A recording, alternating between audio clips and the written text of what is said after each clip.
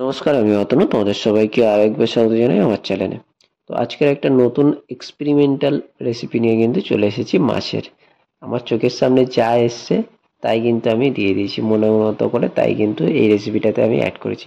But at the end result কিন্তু খুবই দারুণ ছিল, খেতে কিন্তু খুবই টেস্টি ছিল মাছের এই রেসিপিটা। দই কাতলা তোমরা বলতে পারো, বাট অরিজিনাল দই কাতলা রেসিপি এটা নয়। চলো, তো আজকের এই নতুন আমার রেসিপি কিন্তু দেখে নিয়ে যাক কী কী দিলাম আমি।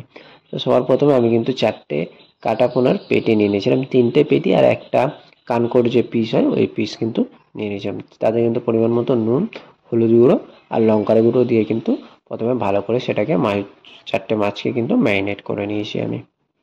ভালো করে এপার ওপার কিন্তু সব কটা মাছকে আমি এপার ওপার করে গায়ে কিন্তু লঙ্কা হলুদটা কিন্তু মাখিয়ে নেবো।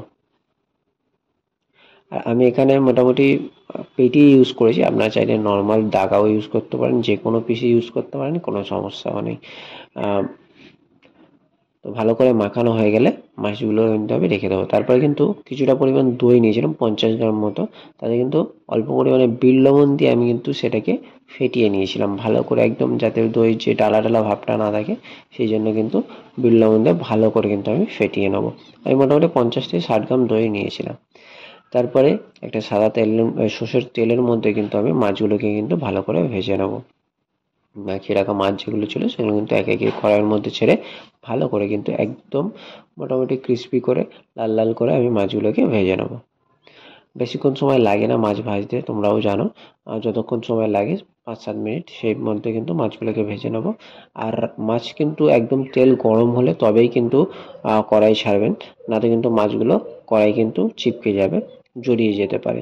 তো যতটা তেল গরম থাকবে তখনই কিন্তু মাছটা ছাড়লে মাছগুলো ভালোভাবে কিন্তু তোলা যায়।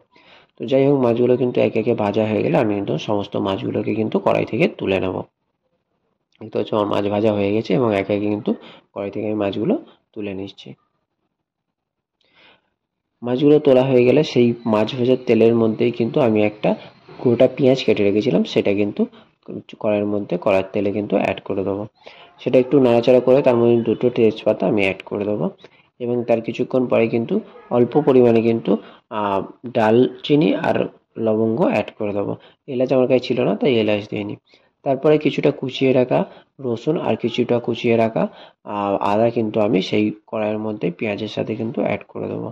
2-4 মিনিট কিন্তু নাড়াচাড়া করে নেবো ভালো করে, একদম যতক্ষণ না পেঁয়াজটা একদম মানে হয়ে আসছে, কালো কালো হয়ে আসছে, আর গরম মশলাগুলো ভাজা হয়ে আসছে ভালোভাবে, ততক্ষণ কিন্তু নাড়াচাড়া করে নেবো। তারপরে কিন্তু সে ফেটিয়ে রাখা দইটা সমস্তটাই কিন্তু অ্যাড করে দেবো। দইটা দিয়েই কিন্তু এপার ওপার করে 2-4 বার নাড়াচাড়া করে নেবো। তারপরেই কিন্তু তাতে সেই দইয়ের বাটির জল কিন্তু আমি তাতে দিয়ে দেবো। মোটামুটি 1 বাটির থেকে একটু কম জল আমি অ্যাড করেছি, যেহেতু আমার অল্প মাছ। আপনাদের যদি বেশি মাছ হয় তাহলে কিন্তু বেশি জলও অ্যাড করতে পারেন। তারপরে মাছগুলো সেই জলের মধ্যে কিন্তু অ্যাড করে দেবো এবং তারপরে কিন্তু পরিমাণ মতো তাতে লবণ দিয়ে দেবো। তারপরে পরিমাণ মতো অল্প করে কিন্তু গরম মশলা আমি অ্যাড করেছিলাম। আপনারা এখানে গরম মশলাটা কিন্তু স্কিপ করতে পারেন, কেননা এখানে খুব একটা লাগে না এই গরম মশলা। তো যাই হোক, তারপরে কিন্তু তাতে আমি ফ্রেশ ক্রিম কিছুটা অ্যাড করে দিয়েছিলাম। তারপরে এই ব্যাস 2-4 বার কিন্তু এপার ওপার করে ফের নাড়াচাড়া করে নিয়েছি। এখানে কিন্তু মোটামুটি কমপ্লিট। তারপরে কিন্তু স্বাদটা ব্যালেন্স করার জন্য, যেহেতু টক দই নুন আছে, তো সেই জন্য কিন্তু স্বাদটা ব্যালেন্স করার জন্য মোটামুটি বেশি পরিমাণ 2 চামচ মতো কিন্তু আমি চিনি এখানে অ্যাড করে দিয়েছি। তারপর ফের 1-2 বার নাড়াচাড়া করে যাতে চিনিটা মিলে যায়, তারপরেই কিন্তু মাছটাকে আমরা চাপা দিয়ে দেবো। ব্যাস, এখানেই শেষ কিন্তু, আর তেমন কিছু আমি এখানে অ্যাড করিনি। এইভাবেই কিন্তু 2-4 মিনিট ভালো করে মাছগুলোর মধ্যে যাতে সমস্ত গ্রেভির টেস্টটা চলে যায়, সেই জন্য কিন্তু ফুটিয়ে নিয়েছিলাম। তারপরেই কিন্তু আমাদের রেডি হয়ে গেছিলো একদম কিন্তু টেস্টি একটা মাছের রেসিপি। আপনারা এটাকে কিন্তু দই কাতলা বলতে পারেন, আবার নাও বলতে পারেন, কেননা এটা দই কাতলার রেসিপি নয়, সম্পূর্ণ আমার মতো করে আমি বানিয়েছি। তবে এট দি এন্ড খেতে কিন্তু দারুণ ছিল। তো আজকের ভিডিও এই অবধি। যাদের ভিডিওটা ভালো লাগলো তারা কিন্তু অবশ্যই আমার চ্যানেলটা সাবস্ক্রাইব করে দেবে আর কমেন্ট করে বলবে যে তোমরা পরে আর অন্য কি ভিডিও দেখতে চাও। আর ভিডিওটা যারা বানাবে বাড়িতে এরকম রেসিপি, তারা কিন্তু আমাকে কমেন্ট করে অবশ্যই বলো তোমাদের খেতে কেমন লাগলো। তো আজকে ভিডিও এই অবধি। ভিডিও দেখার জন্য অনেক অনেক ধন্যবাদ। Thank you.